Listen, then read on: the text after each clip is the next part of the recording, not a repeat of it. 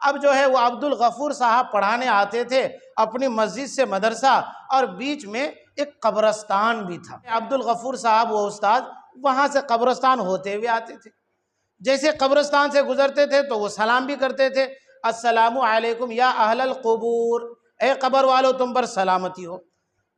یہ وہاں دعا پڑھتے تھے زور سے، پھر اس کے بعد درسگاہ میں آتے تھے۔ اسلم سوچا کہ یہ استاد جو ہے عبد الغفور، مولانا مفتی عبد الغفور صاحب، یہ سمجھنے والا نہیں ہے۔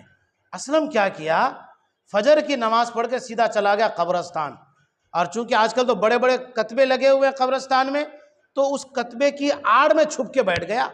اب وہاں سے مولانا عبد الغفور صاحب اسلم کو پڑھانے کے لیے آ رہے ہیں۔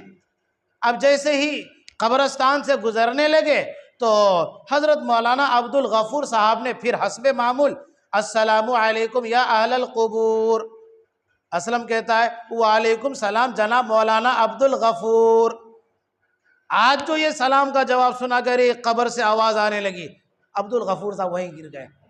ظاہر سی بات ہے، قبرستان سے اگر اسلم کو سلام کا جواب مل جائے، جیسے کہ اسلم نے ابھی سلام کا جواب دیا نا، قبر کی آڑ میں چھپ گیا، اور جناب مولانا عبد الغفور صاحب نے کہا السلام علیکم یا اہل القبور، اسلم کہتا ہے وعلیکم السلام جناب مولانا عبد الغفور۔